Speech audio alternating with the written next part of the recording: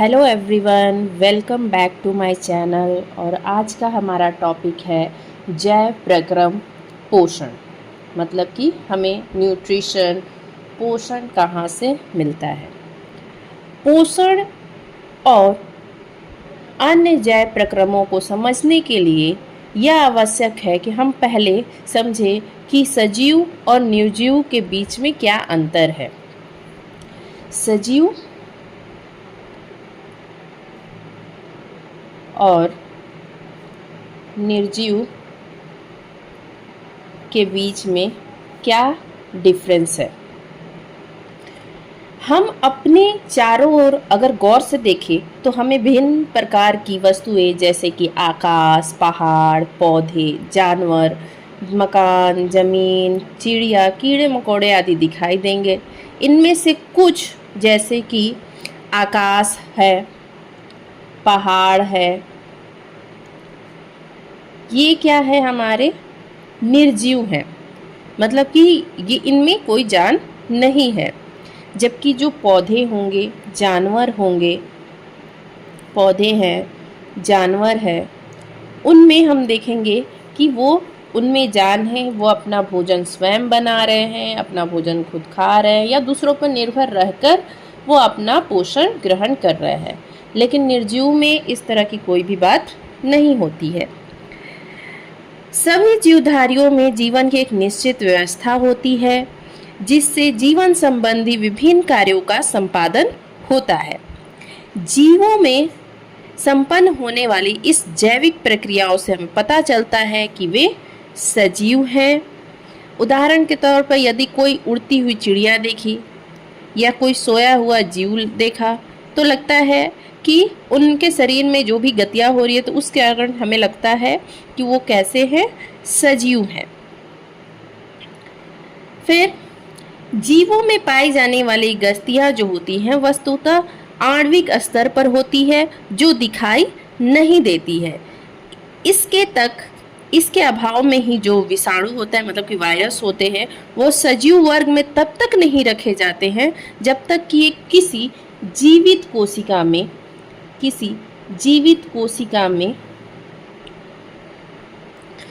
कोशिका के अंदर ना चले जाए। मतलब कि जो वायरस होते हैं अगर वो किसी जीवित कोशिका में जाएंगे तब वहाँ पर अपने कार्य को, वहाँ पर अपनी गति को दर्शाते हैं। अगर वो बाहर रहते हैं तो अपनी गति को दर्शा नहीं पाते हैं। तो इसके बाद हम लोग जानते हैं कि जैव प्रक्रम मतलब कि लाइफ का प्रोसेस क्या है। जैव प्रक्रम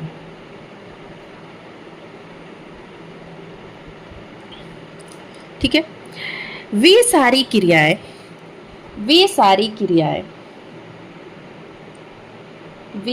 क्रियाएं जिनके द्वारा जीवों का अनुरक्षण होता है,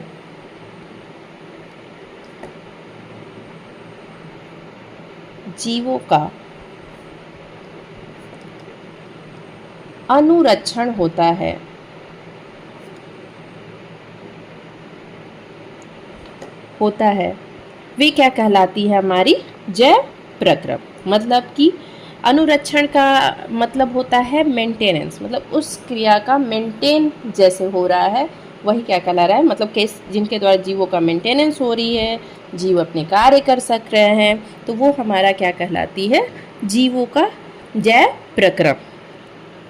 जैविक प्रक्रियाओं के संचालन में वृद्धि, टूट फूट को रोकने आदि कार्यों के लिए जीवों को किसकी जरूरत होती है, ऊर्जा की आवश्यकता होती है। हमें किसकी जरूरत होती है, तो ऊर्जा की। कोई भी कार्य करने के लिए किसकी जरूरत पड़ेगी, हमें ऊर्जा की। अगर ऊर्जा प्राप्त करने के लिए हम क्या करते हैं, खाद्य पदार्थों खाते हैं ताकि उससे हमें क्या मिले, ऊर्जा मिले, जो पोषण की क्रिया से जीव प्राप्त करते हैं। पोषण की क्रिया से जीव ऊर्जा को प्राप्त करते हैं। तो सबसे पहले जानेंगे कि हमारा पोषण आखिर है क्या।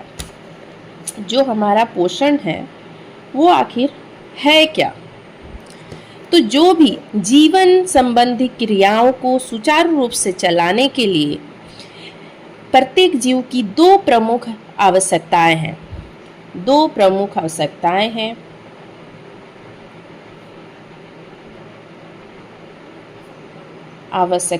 हैं। पहली आवश्यकता है कि जीवन की जो भी क्रियाएं हो रही हैं उनके संचालन के लिए निरंतर ऊर्जा की आपूर्ति हो। जीवन की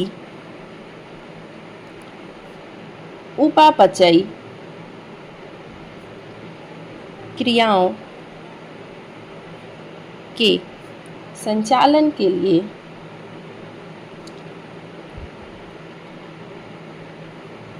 लिए ऊर्जा की आपूर्ति।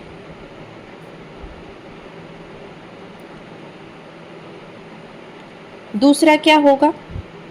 शरीर की वृद्धि और टूटे फूटे ऊतकों की मरम्मत के लिए जीव द्रव का निर्माण। शरीर की वृद्धि तथा टूटे फूटे ऊतकों की मरम्मत के लिए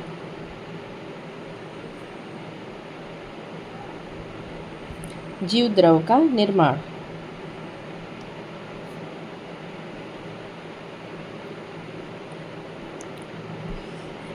अब इन आवश्यकताओं की पूर्ति के लिए अपने जीवन के अस्तित्व को बनाए रखने के लिए प्रत्येक जीव को जीवन पर्यंत किसकी जरूरत पड़ेगी? तो भोजन की जरूरत पड़ेगी। भोजन में स्थित विभिन्न तत्व ये कार्य करते हैं और जो वो तत्व होते हैं वो क्या कहलाते हैं? हमारे पोषक तत्व। क्या कहलाएंगे?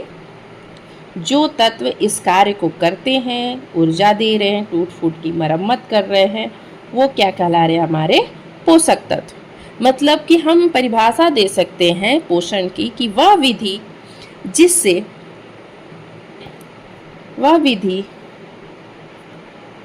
जिससे जीव पोषक तत्वों को ग्रहण करते हैं, पोषक तत्वों को ग्रहण कर उनका उपयोग करते हैं,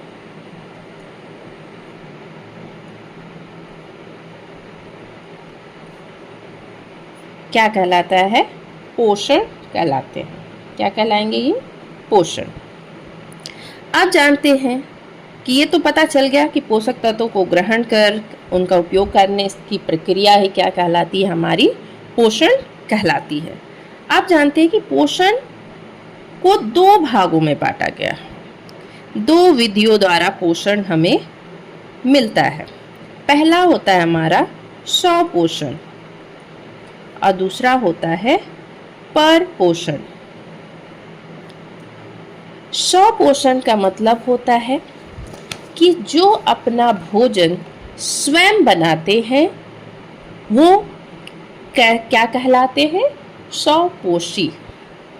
ऐसे जीव जो अपने भोजन के लिए किसी और पर निर्भर न कर अपना भोजन स्वयं बनाते हैं वो क्या कहलाते हैं? स्वपोषी। स्वपोषण की जो उत्पत्ति हुई है वो मुख्यतः दो भागों से ऑटोट्रॉफ।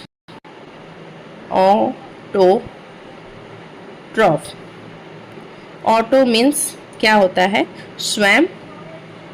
अट्रॉफ मतलब क्या होता है? पोषण। और जो परपोषण है वो सब ग्रीक शब्द हेट्रोट्रॉप से मिलकर बना है। हेट्रोट्रॉप्स मतलब कि हेट्रो मतलब विषम या फिर पर, विषम बोलेंगे या फिर पर। अट्रॉफ का मतलब हम लोग जानते ही ये क्या कहलाता है? वो पोषण। मतलब कि जो अपना भोजन स्वयं बनाएंगे, जो अपना भोजन स्वयं बनाएंगे, स्वयं बनाते हैं,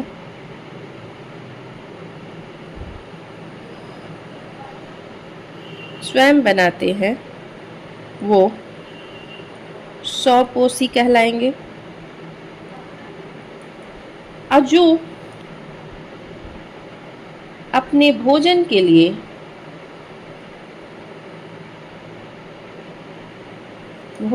लिए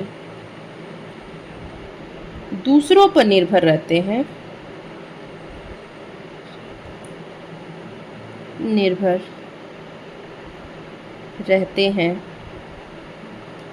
वो क्या कहलाएंगे? हमारे परपोषी। इनके उदाहरण हो जाएंगे परपोषी के आपके जो बैक्टीरिया है,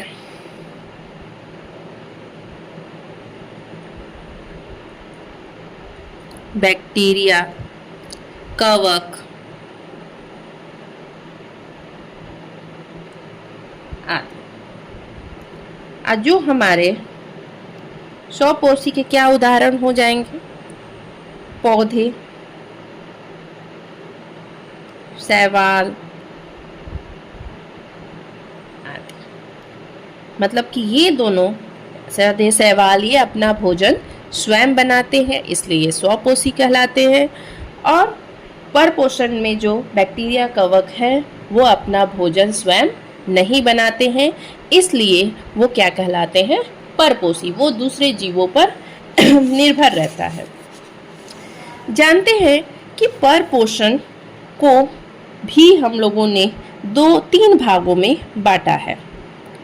परपोषण को 3 भागों में बांटा गया है। पहला होता है हमारा मृतजीवी पोषण।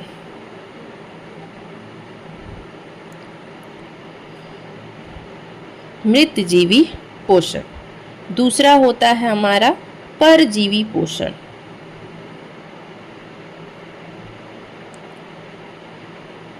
तीसरा होता है हमारा प्राणी सम पोषण।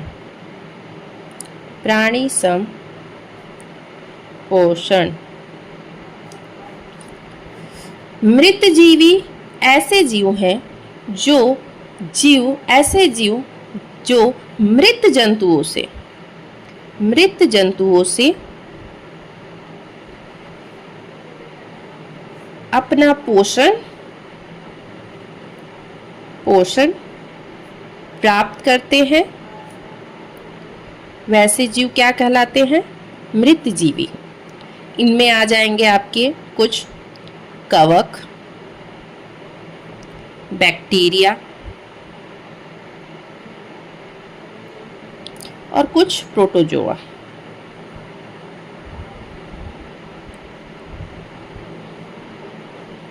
ठीक है। मृतजीवी पोषण का भी प्रकृति में बहुत अधिक महत्व है। जब कोई जंतु या पौधों की मृत्यु हो जाती है तो उसके मृत शरीर को जो मृतजीवी हैं वो अपघटित करके उनके मूल तत्वों में बदल देते हैं। जो ये मूल तत्व होंगे वो पुनः मिट्टी में जाकर प्रतिस्थापित हो जाएंगे और कुछ गैस जो होंगी वो वातावरण में मिल जाएंगी। ठीक है। तो फिर जो ये तत्व हैं उनको फिर से हरे पौधे मिट्टी से ग्रहण करके और अपने उपयोग में लाते हैं और यही चक्र हमेशा चलता रहता है। तो मृतजीवी जो भी हैं वो इस प्रकृति के लिए बहुत ही अधिक महत्वपूर्ण है। अब आते हैं हमारे परजीवी पोषण। तो परजीवी इस प्रकार के पोषण में जो जीव है वो दूसरे प्राणी के संपर्क में आते हैं। ये क्या करते हैं कि दूसरे प्राणी के संपर्क में अस्थायी या अस्थायी रूप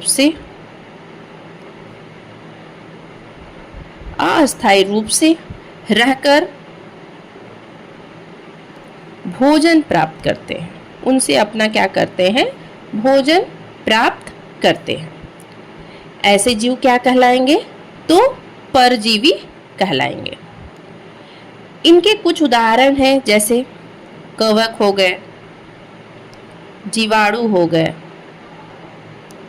अब कुछ पौधे होते हैं जैसे कि अमरबेल, ये क्या होते हैं, पौधों से चिपक के उनसे अपना पोषण ग्रहण करते हैं। कुछ जंतु भी हैं जैसे कि गोल कृमि, हुकवर्म, टेपवर्म, एंटमीबा हिस्टोलिटिका, कुछ मलेरिया परजीवी है। इस तरह से ये क्या करते हैं, ये किसी और के शरीर में अस्थायी रूप से रहे या फिर अस्थायी रूप से रहकर अपना पोषण ग्रहण करते हैं। अब तीसरा आ गया हमारा प्राणी संपोषण। ये वैसा पोषण जिसमें जीव जो प्राणी है अपना भोजन ठोस या तरल के रूप में, इसमें जो जीव हो प्राणी है वो प्राणी अपना भोजन ठोस या तरल रूप में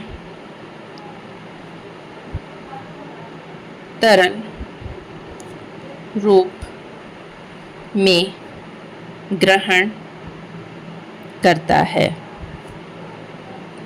जैसे कि कोई, जैसे मनुष्य हो गए,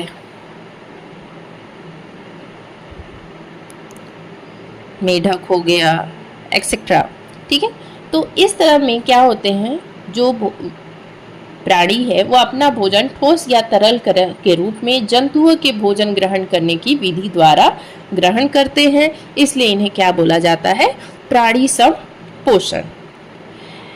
तो इस प्रकार का जो पोषण होता है सामान्यतः जंतुओं का लक्षण है, जैसे कि मनुष्य है, मेढक है, कुत्ता है, बिल्ली है, ये सब क्या होते हैं कि अपना भोजन जैसे जंतु ग्रहण करते हैं उसी प्रकार से अपना भोजन ग्रहण करते हैं। तो ये था हमारा पोषण के प्रकार। अब इसके बाद हम लोग जानेंगे कि पौधों में पोषण क्या होता है, इसको हम लोग नेक्स्ट क्लास में जानेंगे। तब तक के लिए thank you so much. Please subscribe my channel, like and share. Thank you.